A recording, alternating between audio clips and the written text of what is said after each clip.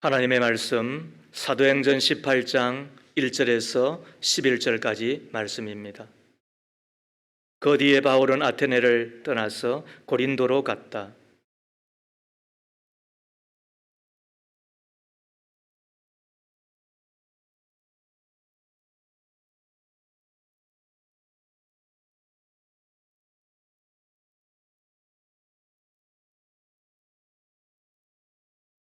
생업이 서로 같으므로 바울은 그들 집에 묵으면서 함께 일을 하였다. 그들의 직업은 천막을 만드는 일이었다.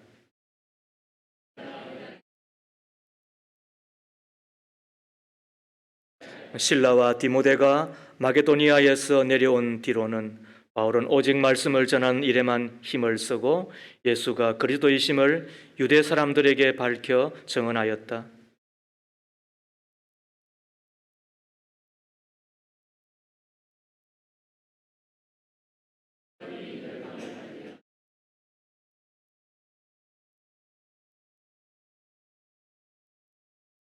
바울은 그 길을 떠나서 디디오 유스도라는 사람의 집으로 갔는데 그는 이방 사람으로서 하나님을 공경하는 사람이고 그의 집은 바로 해당 곁에 옆에 있었다.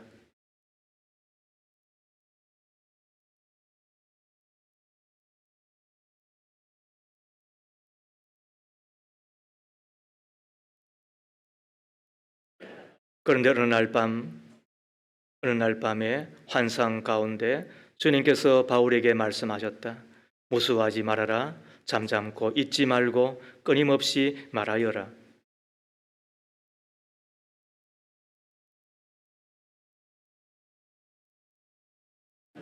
바울은 그들 가운데서 하나님의 말씀을 가르치면서 1년 6개월 동안 머물렀다. 이는 하나님의 말씀입니다. 하나님 감사합니다. 아멘. 낙심금지, 격려하시는 하나님이라는 제목으로 하나님의 말씀을 함께 나누기를 원합니다. 우리는 흔히 예수 믿는 사람 이러면 산삼으로 깍두기를 만들어서 먹은 사람 정도로 여기며 생기가 돌고 기쁨이 가득하고 또 날마다 힘있고 용기 있는 삶을 살아가는 사람으로 여기는 경향들이 있으시잖아요. 물론 그렇게 또 되어야 하고 또 그런 삶을 사시는 분들이 대부분이고, 그러나 한편으로는 항상 그렇게 충만할 수 없다는 것도 우리는 경험하고 또 주변에서 보게 됩니다. 큰 사명 앞에 긴장할 수 있고 계속되는 사역으로 인해서 영육이 지쳐 쓰러질 때도 있고, 그래서 영적 침체 혹은 디프레스, 낙심 가운데 빠져 비틀비틀 거리는 우리 자신들을 보기도 하지요. 이것을 인정할 수밖에 없는 것입니다. 사도행전 18장 오늘 읽은 본문을 보면 사도 바울의 영적인 상태 또 육적인 상태가 고스란히 노출되어 있다고 생각을 합니다. 이곳에 오기 전에 바울은 아테네에 있었습니다. 그 아테네에서 바울은 논쟁하였고 그러나 실패하였고, 그리고 더 이상 있을 수가 없어서 도달한 곳이 오늘 본문에서 만나는 도시 고린도입니다. 이곳에 도착한 이 사도 바울의 상태가 어떠한가 하는 것은 그가 고린도에 보내었던 서신 고린도전서 2장 3절에 보면 너무나도 잘 나와 있는데, 보세요. 내가 여러분과 함께 있을 때에 나는 약하였으며 두려워하였으며 무척 떨었습니다. 반복되는 단어 그리고 같은 의미잖아요. 약하였다, 두려워하였다, 떨었는데 무척 떨었다. 바울이 지금 그런 영적인 상태 또 육적인 상태 또 심적인 상태를 이야기하는 거예요. 떨고 뿐만 아니라 두려워하고 약하여서 지쳐있는 바울의 모습 눈에 그려지나요? 어디서 떠났다고요? 아테네에서. 그곳에서 바울은 지극히 큰 실패를 경험합니다. 논쟁하며 그들을 설득하려고 하였지만 더 이상 진전이 없었습니다.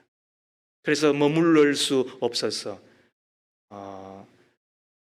아테네에서 서쪽으로 약 80km 떨어져 있는 이 고린도로 도망치듯이 간 것입니다. 그런데 그곳에 도착하니까 이 도시는 풍요하기가 그지없는데 그만큼 사치스럽고 또 타락하고 성적으로 부패한 것이 눈으로 보이는데 너무너무 고통스러웠던 것입니다. 황제 숭배의 본산이었고 무엇보다도 비너스라고 하는 아프로디테 우상을 숭배하는 도시가 바로 고린도였습니다. 우리는 비너스라고 하면 아름답게 생각을 하고 여자 속옷 브랜드로 좋게 여기는데, 그러나 비너스 신전에 여자 사제가 있었음을 기억하죠. 저들은 실제적으로 창기들이었고 1000명이나 가까이 된다고 합니다. 비너스의 이름으로 몸을 팔고 헌금이라는 이름으로 화대를 받는 시기였습니다. 고대 사회에서 제일 타락한 도시를 꼽으라고 한다면 바로 이 고린도입니다. 그래서 고린도 사람처럼 산다라고 하는 이야기는 성적으로 타락하고 부패하고, 그래서 아예 상종을 해서는 안 되는 사람이라고 하는 단어가 되는 것입니다. 눈을 뜨면 벗어 있습니다. 눈을 떨면 비틀거립니다. 눈을 떨면 유혹을 합니다. 지나가면 손짓을 합니다. 완전히 지뢰밭과 같고 완전히 덫이 늘려져 있는 곳과 같았습니다. 사도 바울의 마음, 사도 바울의 눈으로 도저히 눈을 둘 수 없는 곳이 쾌락과 제약에 물든 도시라고 해도 과언이 아닌 바로 이 고린도에서 바울의 겪고 있는 이 심적 고통을 이해하시겠습니까? 그때 하나님께서 찾아오시고 격려하시지요. 그리고는 그의 낙심에서 일으켜 주시는 것입니다. 우리도 신앙생활을 하면서 때로 회의와 의심의 안개에 휩싸일 때가 간혹 있다고 생각을 합니다. 내가 열심을 내어 줄 예배를 드리고 헌금하고 봉사하는 일이 무슨 의미가 있는가? 세상은 여전히 우리 신앙생활과는 전혀 상관없이 잘만 돌아가는 것 같은데 공연히 나만 엉뚱한 곳에서 헛일을 하고 있는 것은 아닌가? 세상 일에 몰두해 있는 저들에게 과연 복음 전파가 무슨 효과가 있을까?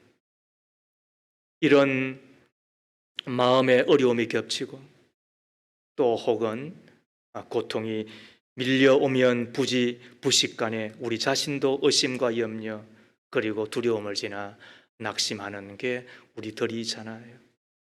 나름대로 열심히 신앙생활을 하지만 내 자신이 별로 달라지지 않은 것 같고, 열심히 기도하지만 가족 문제는 여전히 그대로이고, 교회를 바라보면 무력하고 세상을 바라보면 통제가 되어지지 않는 것을 바라볼 때 우리에게 스물스물 안개처럼 피어오르는 것이 영적 무기력함, 탈진과 침체, 그리고 동시에 낙심하게 되잖아요. 낙심이란 우리의 가능성을 훼손하고 우리에게 능력을 소진시키며 인간관계를 위축하고 동시에 우리로 행복하지 않게 우리로 불행하게 느끼는 것이라고 생각한다고 한다면 이것을 그냥 두는 것은 독을 품는 것과 똑같다고 여겨집니다. 우리는 오늘 말씀을 통하여 어떻게 하면 이런 위기를 극복할 수 있을까? 어떻게 하면 낙심에서 벗어나 영적으로 한층 더 도약하고 한 단계 더 성장할 수 있는, 그래서 독수리의 날개처럼 올라갔던 새 힘을 가지고 세상에 감당치 못하는 사람으로 살아내었던 그 처음 신앙과 그리고 처음 사랑을 우리의 것으로 만들 수 있을까 생각해 보십시다. 첫 번째, 동력자를 만나게 하셔서 하나님은 우리를 격려해 주시는 것입니다. 하나님은 우리를 격려해 주실 때 천사를 통해서 또 혹은 직접 하늘문을 여시고 당신의 손을 내밀으셔서 우리를 일으키시고 또 우리를 뛰게 하시고 걷게 하시고 하는 것만은 아닌 것 같습니다. 대부분은 하나님이 우리에게 힘을 주시고 용기를 주시고 걷게 하시고 뛰게 하시고 그리하여 힘을 얻게 하시고 제대로 살게 하실 때 쓰시는 방법이 뭐냐? 그거는 동력자를 만나게 하시는 것입니다. 세상에서 가장 보람된 일을 꼽으라고 한다면 저는 생명을 다루는 일, 그래서 생명을 다루는 사람이 가장 보람된 사람이라고 스스로 생각합니다. 그래서 선생님이 귀한 것입니다. 생명을 다루니까. 또 의사가 귀한 것입니다. 생명을 다루기 때문에. 더 나아가 부모가 된다는 것, 엄마가 된다는 것, 그리고 아버지가 된다는 것, 또 영적 부모가 된다는 것, 이것은 얼마나 귀한 일이고 보람된 일인지 모릅니다. 생명과 직접 관련이 있기 때문에 그런 것입니다. 그러나 동시에 이 세상에서 가장 힘든 일이 있다고 한다면 저는 또 생명을 다루는 일이다, 이런 생각을 하게 됩니다. 그거는 아마 보통의 사람들이 다 겪는 것이라고 여겨지지요. 이때 힘이 되는 게 뭘까요? 그게 동력자를 만나는 거지요. 동력자라고 하는 이야기는 같은 목적을 향하여 함께 걸어가는 사람입니다. 같은 목적이 있다고 해서 동력자라 부르지 않습니다. 함께 걸어간다 하더라도 왼수가 있으니까 동력자라고 부르지 않습니다. 함께 걸어가되 같은 목적을 향하여 그 동력자를 만나고 그 동력자가 편이 되어주면 얼마나 힘을 얻게 되는지 몰라요. 그래서 재수하는 아이한테는 삼수생이 힘이 되는 거예요. 맞죠? 암 환자한테는 암 환자가 힘이 되는 거예요. 왜? 동병상련이라고 이야기를 하잖아요. 같이 공감해주고 혹은 같은 편이 되어주고 말 한마디라도 그리고는 또 접촉하는 것도 마음이 통하는 그런 입장이기 때문에 그와 같은 생각을 하게 됩니다.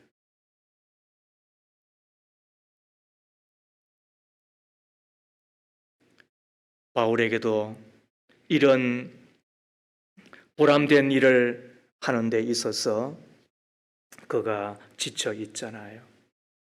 또 매우 낙심하여 있잖아요. 이때 하나님께서 격려하시는 방법이 무엇이라고요? 동력자를 보내시고 만나게 하시는 거예요.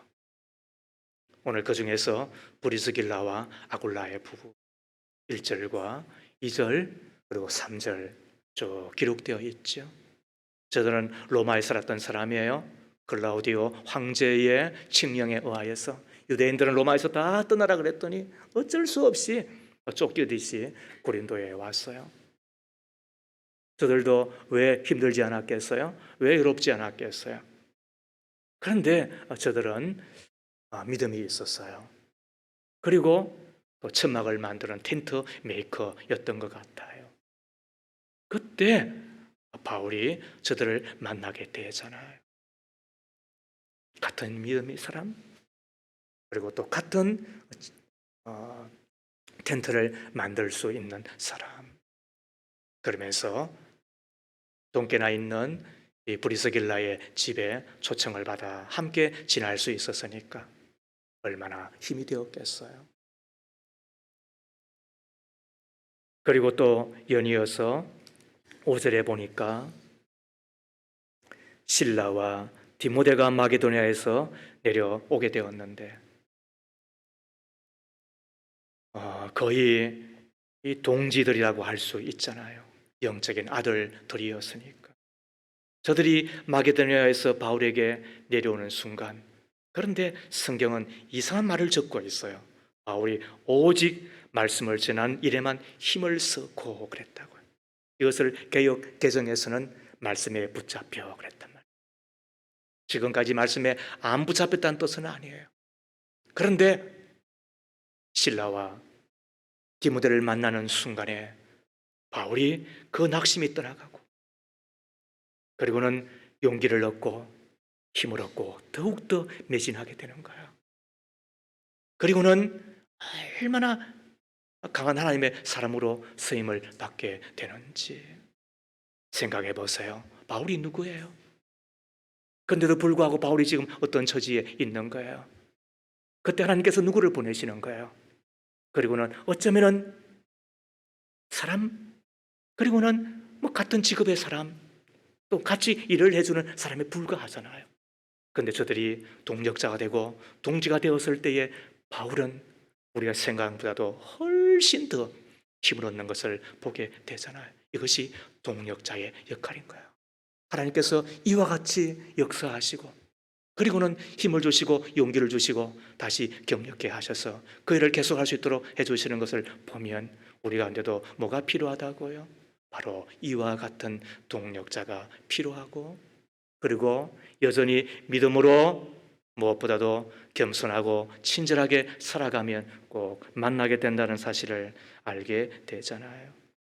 저는 이 말씀을 충분히 공감한단 말이에요. 목사님, 얼마나 힘드세요?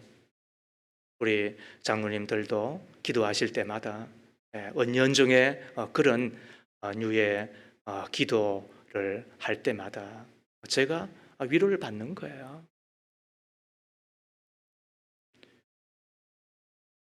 이르거나마 제가 기도하겠습니다, 함께 하겠습니다, 이런 이야기를 해주시면 얼마나 고마운지 몰라요. 최근에 이 다윗의 용사들 가운데서 3인 또 3인 또 30인의 그 내용을 우리가 살펴보았잖아요. 그곳에 보면 다윗의 주변에 기라성과 같은 용사들이 포진하고 있죠. 그런데 그 가운데서 어쩌면 가장 뛰어나다고 할 수 있는 최고의 지혜에 있었던 요압은 싹 빼버려요. 왜 그랬을까요? 뭐 해석은 있습니다. 그러나 그 이후에 자기의 아들 솔로몬에게 요압은 반드시 처치하거라, 함께 둘 사람은 아니다, 끝까지 갈 사람은 아니라는 내용을 보면 요압은 일도 잘하고 실력도 있고, 그렇지만 어떤 사람이었다? 전혀 고마운 사람은 아니었다는 거예요.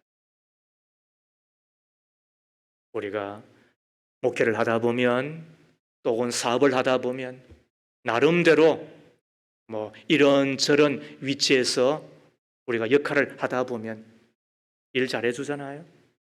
그러나 고맙지 않은 사람이 있다는 것도 사실인 것 같아요. 꼭 얌체들이 있단 말이에요. 꼭 생색내는 사람들이 있단 말이에요. 그리고 자기 잘난 맛에 그곳에서 그렇게 지내는 사람들이 없잖아 있는 거예요.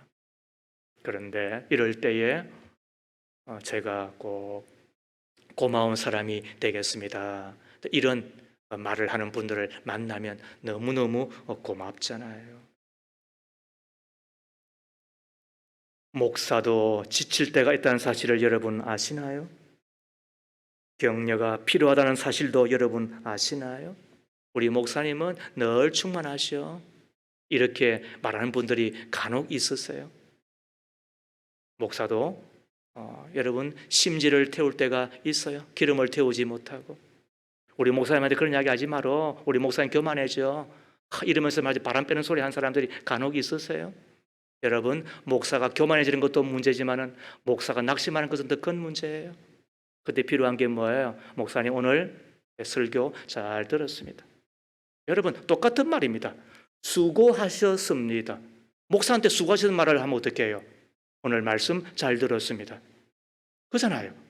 여러분, 똑같은 7자인데도 불구하고 그런 말 하면 얼마나 좋아요. 그런 게 바로 격려하는 힘이다. 그게 함께 해주시는 분의 힘이 된다는 거예요. 최근에 우리 부교육자들의 사역을 보면 참 고마워요. 우리 유초동부의 우리 하명희 전사님, 또 우리 중고동부하고 우리 청년부를 맡고 있는 우리 이 목사님, 고마운 거예요. 제가 부교육자를 향해서 이런 이야기 쓰는 거는 거의 처음이에요. 근데 동력해 주시니까, 마음을 다하여 동력해 주니까. 바울에게 하나님께서 어떻게 힘을 주시는가요? 어떻게 격려하시는 거예요? 바로 이런 동력자를 통하여. 서로 부부간에도 참 동력자가 되어서 말 한마디라도 고맙게 하고, 그래서 지칠 수 있는, 혹은 영적인 디프레스에 빠질 수 있는 바로 그런 자리에서 일으켜 줄 수 있다고 한다면 얼마나 좋겠어요. 욥의 아내 있잖아요. 욥이 너무 순전하기 때문에 마귀의 고소를 당하고, 그렇다면 너가 한번 해보라고 하나님 허용하여서 욥이 피부병이 덕지덕지 걸리고 기아장으로 뻑뻑 끓고도 시원하지 않는, 얼마나 고통스러워요. 그쯤 되면은 아내가 어떤 역할을 해야 되는 거예요. 그런데도 불구하고 그 아내가 자기 남편 욥을 보고서는 야 이 병신아, 야 이 병신아, 하나님 그렇게 믿더니 그래 꼴 좋다. 여러분, 이게 어떻게 이 부부라고 할 수 있습니까? 여러분, 결혼 잘해야 되는 거예요. 마틴 루터의 이야기를 여러분 들어보셨잖아요. 그가 처음부터 그렇게 용감하고 그렇고 힘있게 종교개혁을 했다. 아니요, 역사는 그렇게 말하지 않아요. 그때 당시에 많은 사람들이 우상화되어 버린 중세 로마의 그 교리들을 보게 되었는데, 이래서는 안 되겠다. 그래서 95개조의 반박문을 빗벤베르크 그 성당 문에 붙이잖아요. 한번 토론해 보십시다. 그런데 그 비난 혹은 그 잘못된 것에 대한 지적의 앞에 교황은 군사를 풀어서 죽이려고 달려들잖아요. 그것 앞에 얼마나 마틴 루터가 벌벌 떨었겠어요. 하늘은 그 마틴 루터가 서재에 있는데 자기의 아내가 상복을 입고 왔다는 거지요.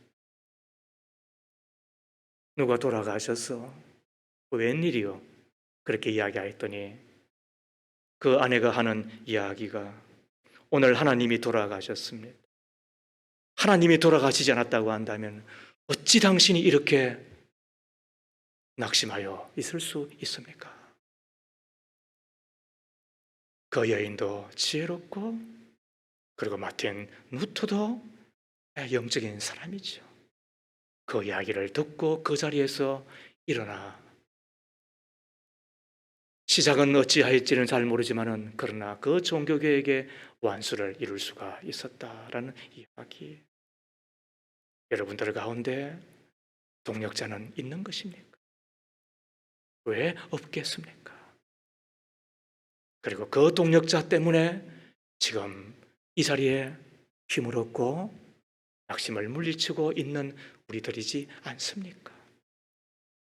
그렇다면 바람 빼고, 또 혹은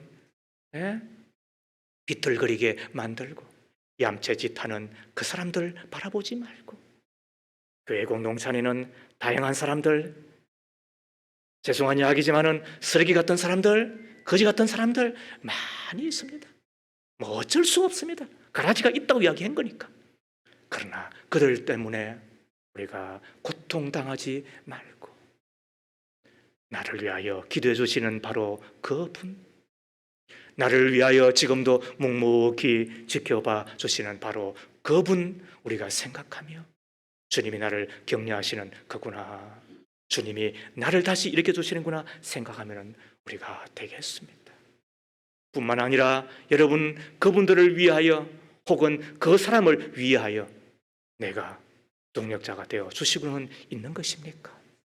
기도해 줄 수 있다고 한다면, 말 한마디라도 따뜻하게 해줄 수 있다고 한다면, 그들의 편이 되어 서서 제가 있잖아요, 제가 기도할게요, 제가 한 걸음 앞장서서 갈게요, 우리가 그렇게 해줄 수 있다고 한다면 그가 그 믿음의 자리에서 낙심하지 아니하고 좌절하지 아니하고 실망하지 아니하고 끝까지 우리와 함께 이 길을 걸어 주님을 만나고 함께 살아가는 우리 모두가 다 될 줄로 믿으시면 아멘 하십시다. 하나님 우리를 격려하십니다. 믿기를 바랍니다. 동력자를 보내주시고 만나게 해 주심으로 우리가 그 낙심의 자리, 실망의 자리에서 일으켜 주신다고 한다면 우리가 믿음으로 살아가십시오. 그리고 겸손하게 친절하게 사는 자가 꼭 되어 주십시오. 두 번째로 우리 하나님은 우리를 격려하실 때에 의의 열매를 통하여 우리를 격려해 주시는 것입니다. 어떻게 우리를 격려하신다고요? 의의 열매를 맺게 해 주심으로 우리를 격려해 주시는데 여기서 의라고 하는 이야기가 뭐냐 하면은 생각지도 못한이라는 뜻입니다. 상상하지도 못했습니다. 생각은커녕 내가 상상하지도 못했습니다. 그런데 그 의의 일이 열매가 되어서 나에게 썩 안기는 거예요. 제가 2005년 2월 달에 이곳에 담임으로 부임해 왔습니다. 그리고는 여러분들의 나름 담임 목사로 제가 지나고 있습니다.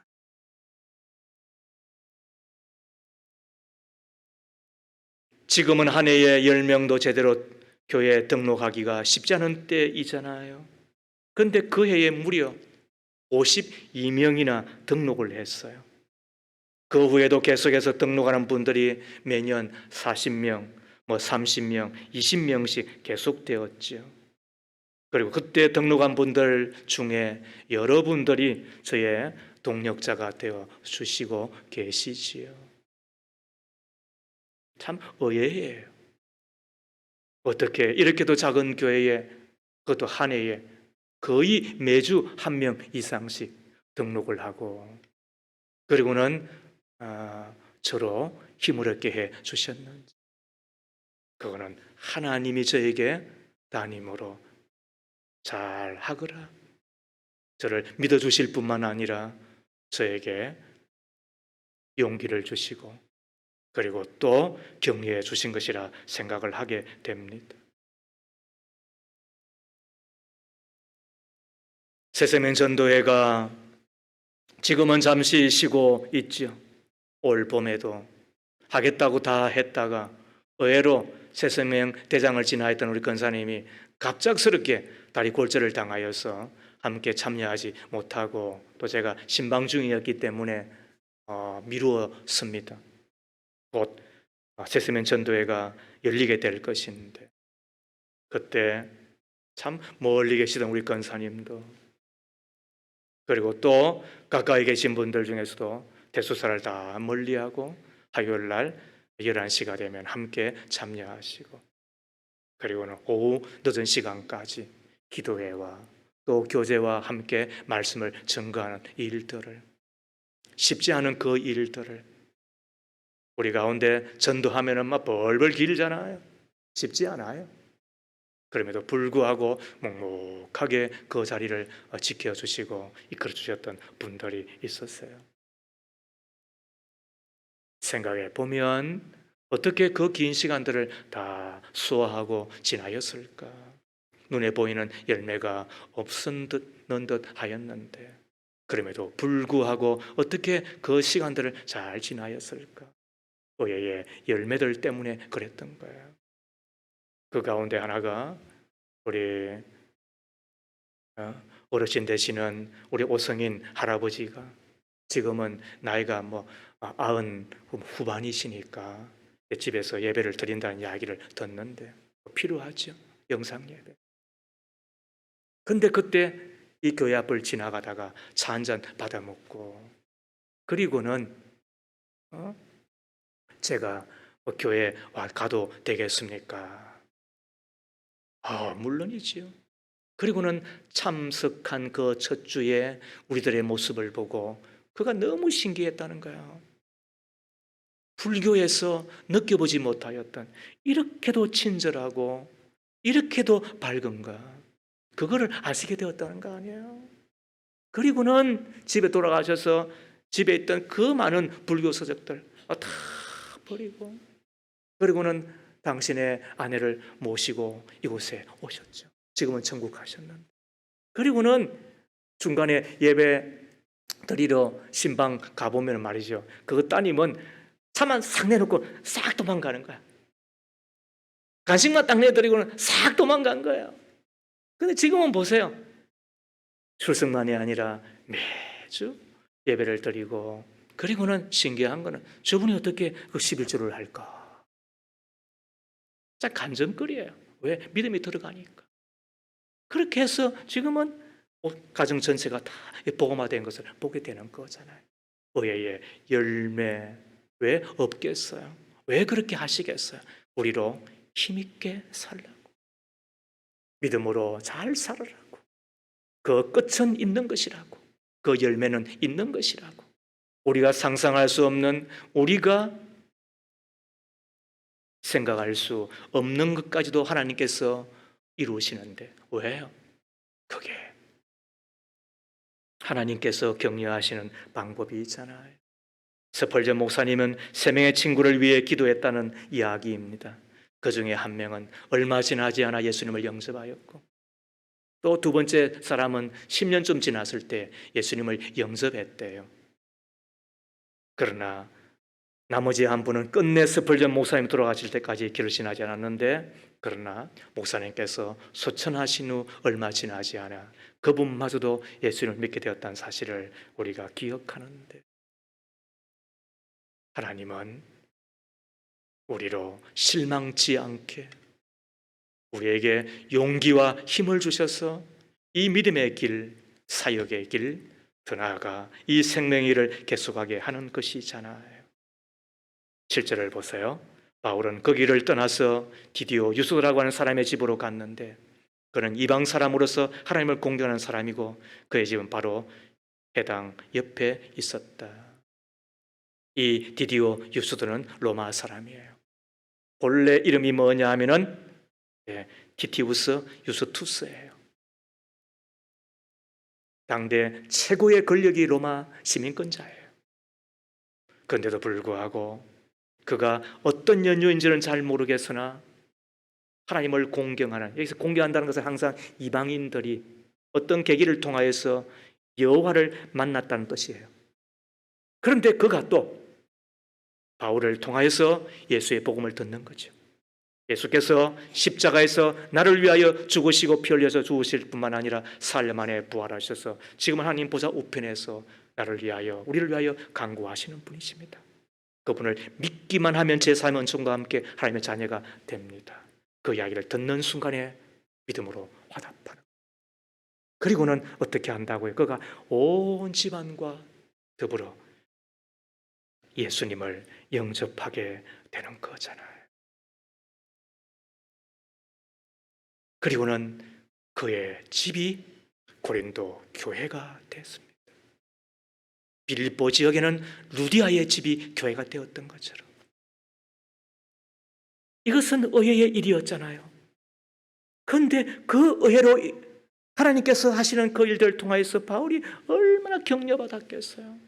지금까지 지쳐 있었는데 두렵고 떨리고 약함 가운데서 천하의 바울이었지만은 그러나 그게 사람이니까 어떻게 하겠어요. 그런데 이 일을 하시는 거예요. 8절을 보십시오.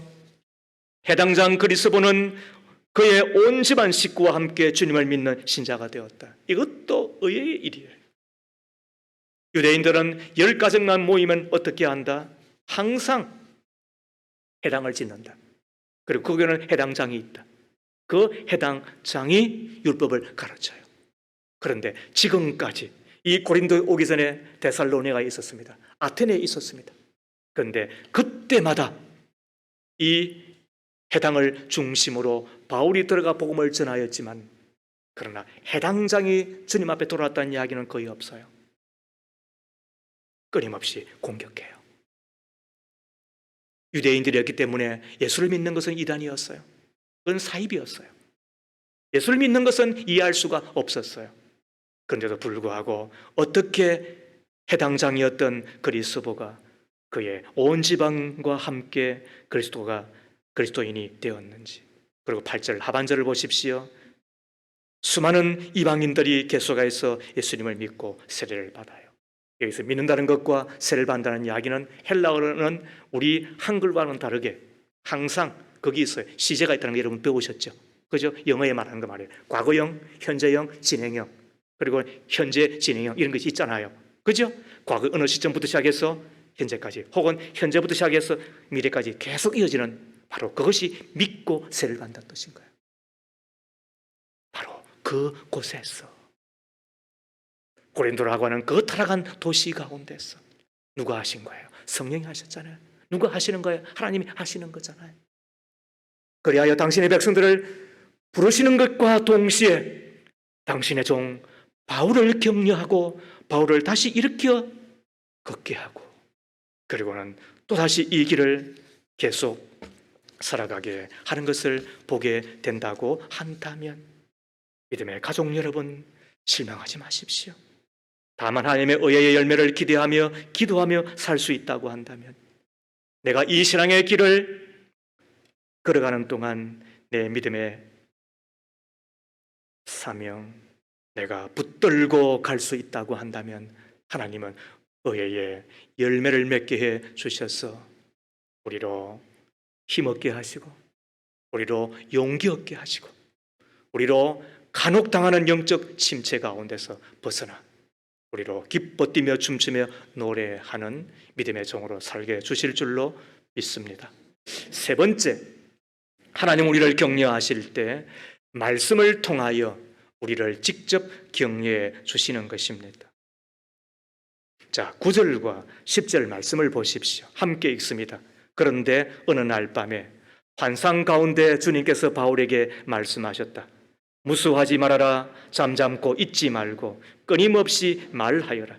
내가 너와 함께 있으니 아무도 너에게 손을 대어 해하지 못할 것이다. 이 도시에는 나의 백성이 많다. 자, 이 기절이 조금 더 실감나게 다가오기 위해서 필요한 것이 뭐냐면 공동번역이에요.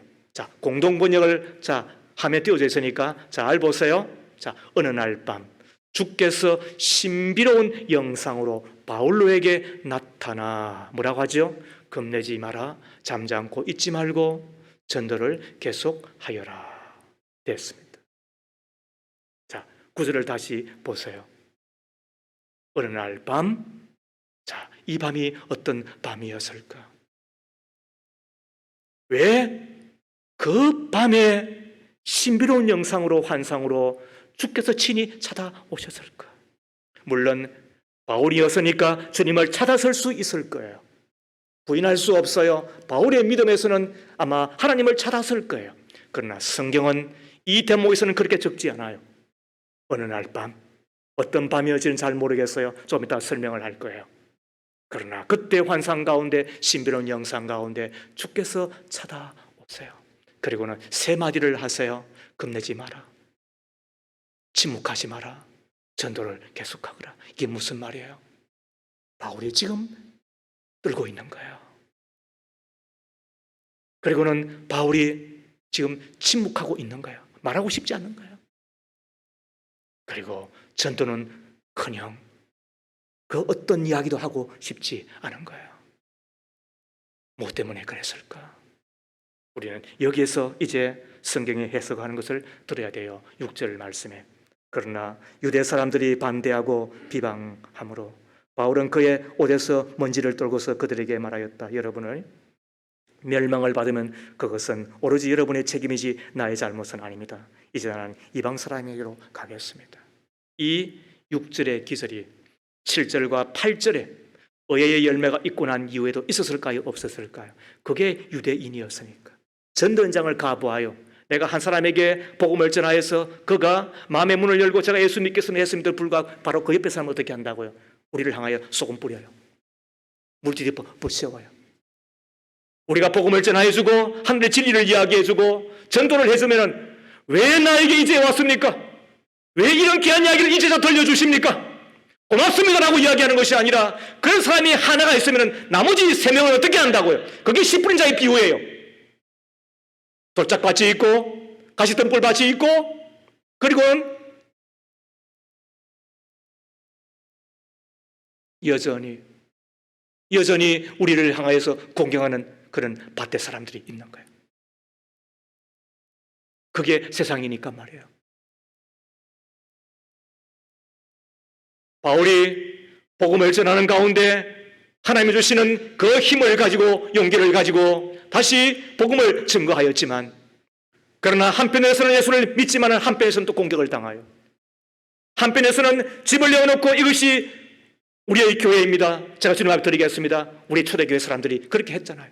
그랬던 것은 이 고린도 교회에도 루디아와 같은 사람, 그리고 디디오 유스도라고 하는 사람, 그리스도와 같은 의의 사람들이 나타나서 바울에게 협력하고 협조하고 헌신하고 그리고 충성을 다하는 사람들 때문에 용기를 얻는 면도 있었어요. 그러나 또 돌아서면 어떻습니까?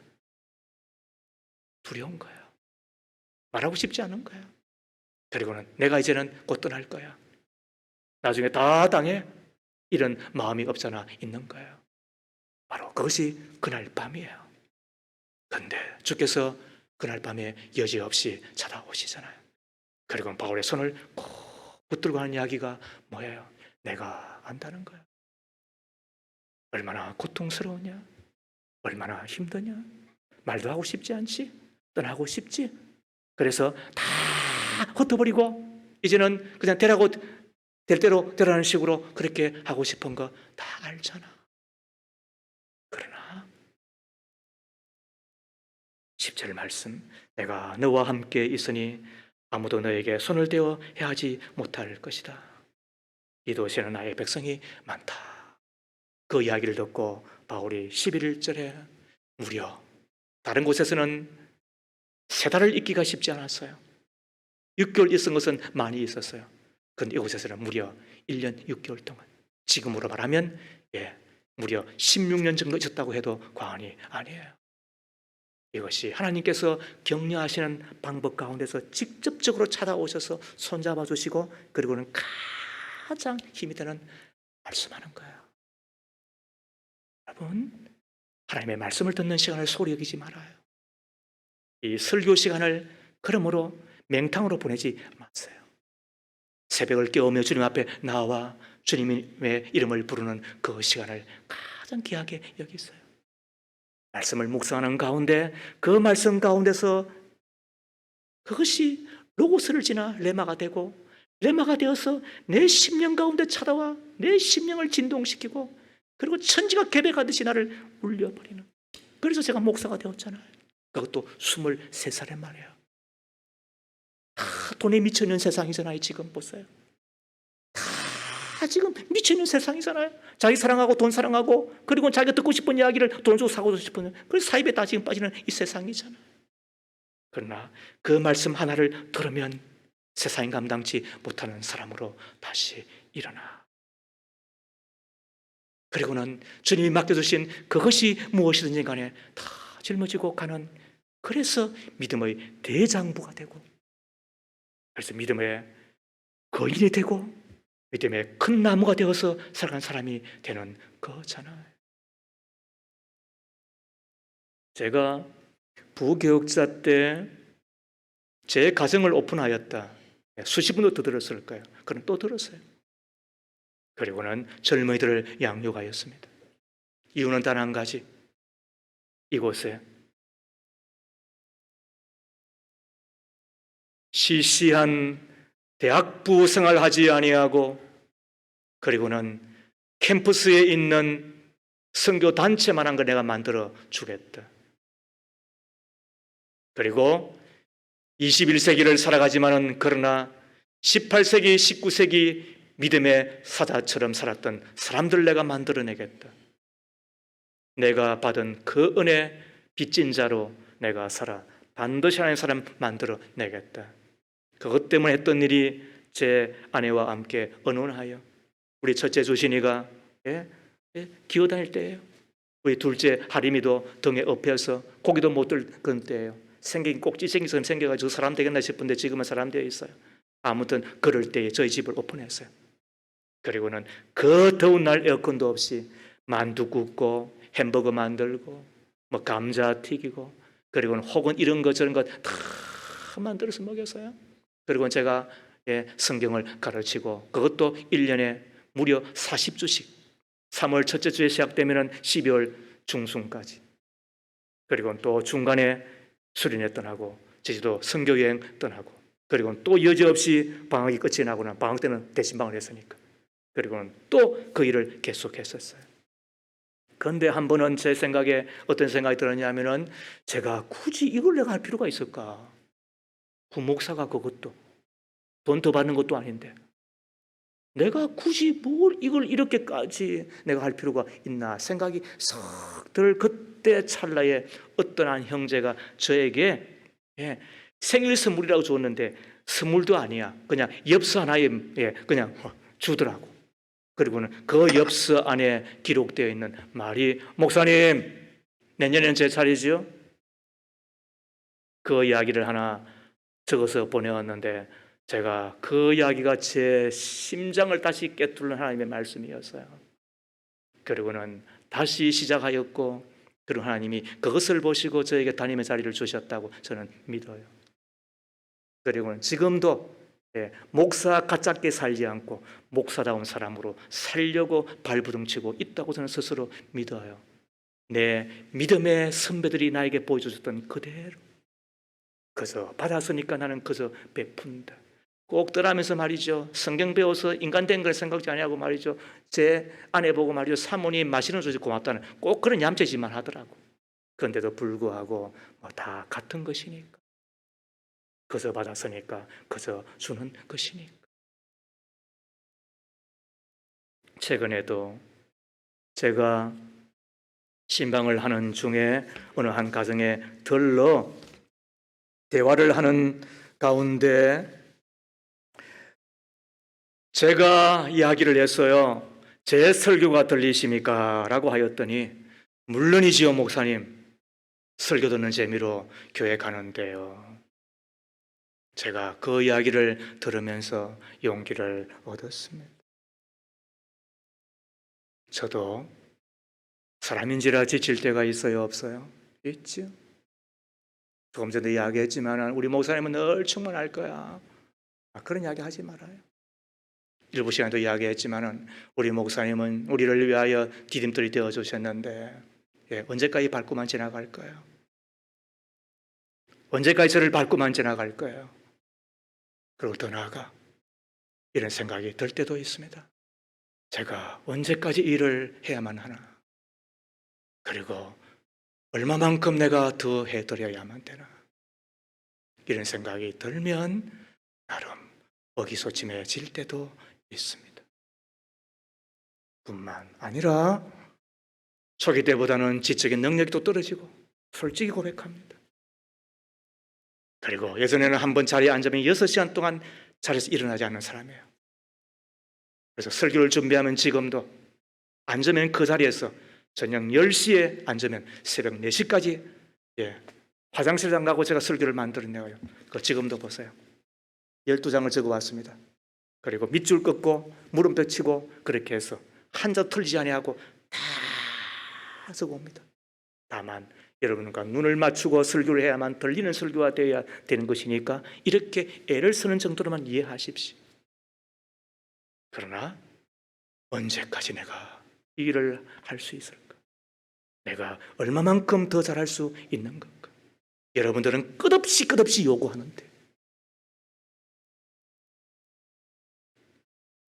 그때 말 한마디라도 목사님 오늘 은혜 받았습니다. 말 한마디 하면 좋을 텐데 이제는 무엇이 아무도 이야기도 안 해요.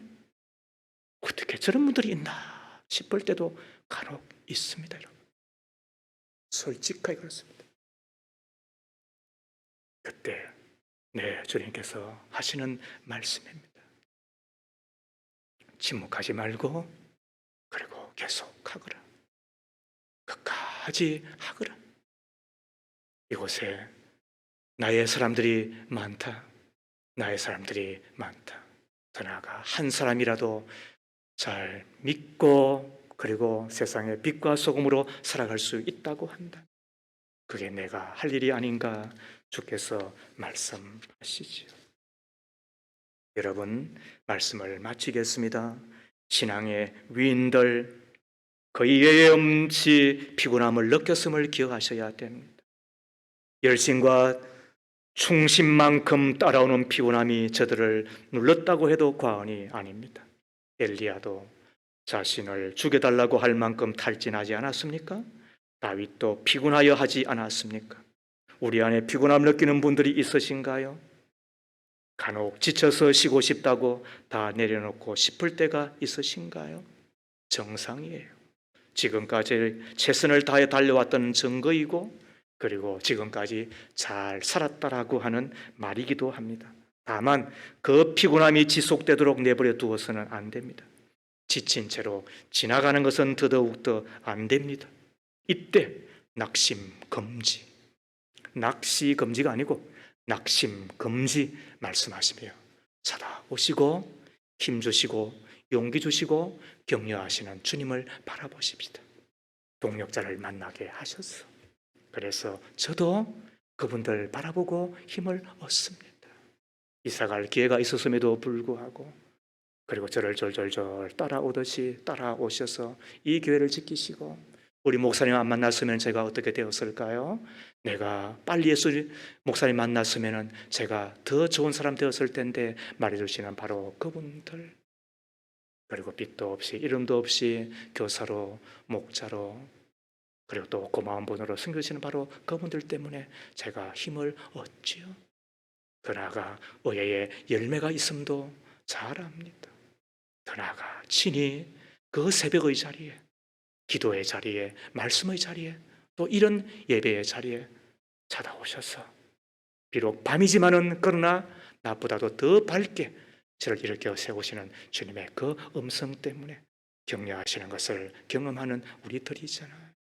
바라기는 다시 힘을 내시고, 그리고 이 믿음의 길 우리가 끝까지 걸어갈 수 있도록 도우시는, 격려하시는 주님을 만나고 다시 일어서는 저와 여러분 다 되어지기를 주의 이름으로 축복합니다.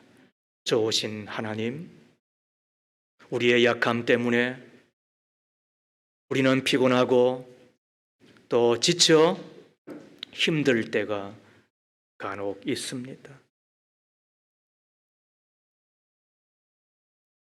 그때마다 동력자를 보내주셔서 힘주시는 하나님, 의의 열매를 맺게 하심으로 용기를 주시는 하나님, 밤에 혹은 낮에 찾아오셔서 말씀으로 격려하시는 나의 아버지 되시는 하나님, 여전히 기도하며 기대하며 살아가겠습니다. 힘주시고 용기 주시고 낙심에서 일으켜 주시는 하나님의 능력을 의지하여 믿음의 길, 사명의 길, 그리고 주님 만나는 그날까지 가야 되는 이 신앙의 삶 잘 감당할 수 있도록 도와주실 줄로 믿습니다. 예수님 이름으로 기도하옵나이다. 아멘. 함께 찬송 드리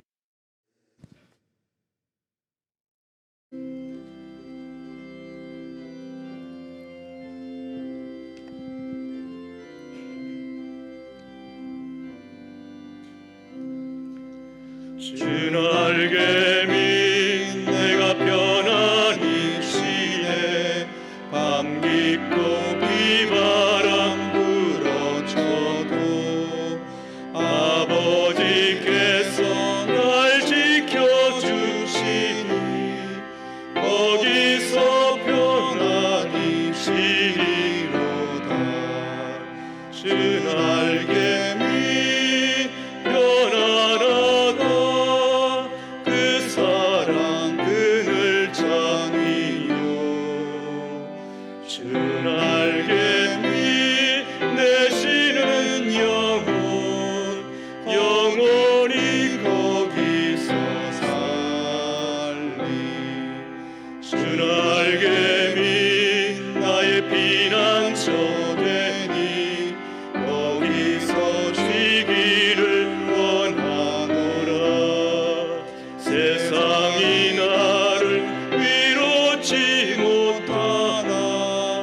거기서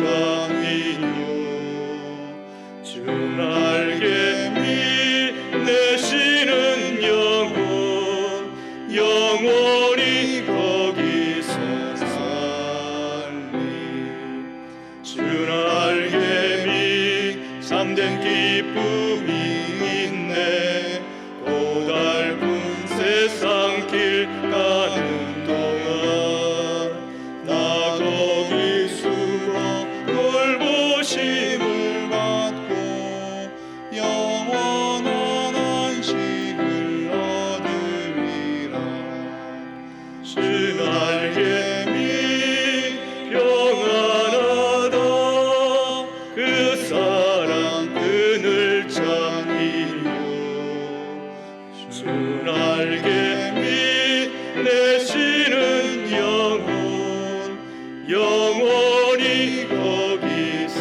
살리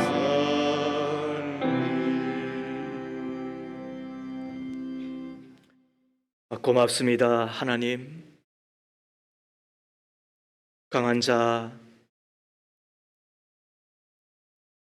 늘 힘만 있는 자가 어디 있겠습니까?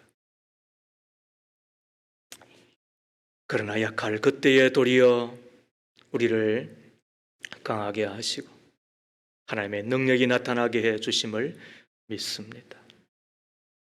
다만 우리를 격려하시는 하나님의 일하심을 보고